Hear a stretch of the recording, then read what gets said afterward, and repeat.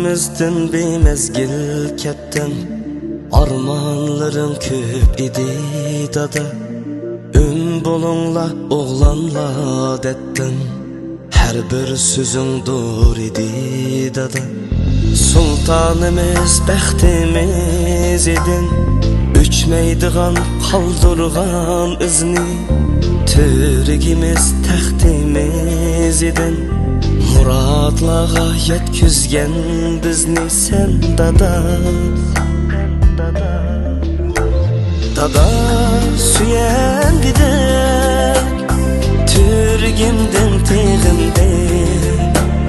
Dada bana medet, avazını seğinde.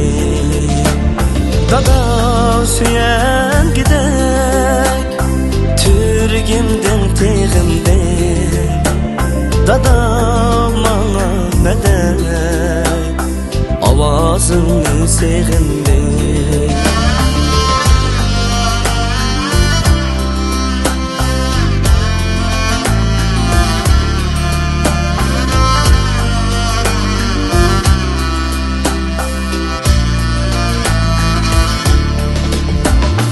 Biz üçün sen en isil adam, çürügünken xuddi bir alem. Ketkinin buldu bana elem, aramsız könlüm dildan elem. Burcumuzni kılgıça da, aramızdan buldun sen juda. Cennet dilep tüt oğlum sana, kollarımız duada dada, can dada.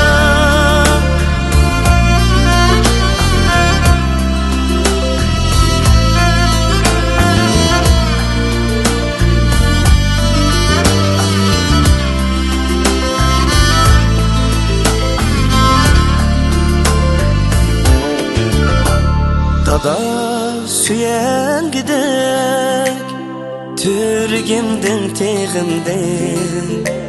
Dada bana medet, avazını seğimden. Ey dada süyen gidek, Türgimden teğimden. Dada bana medet, avazını seğimden.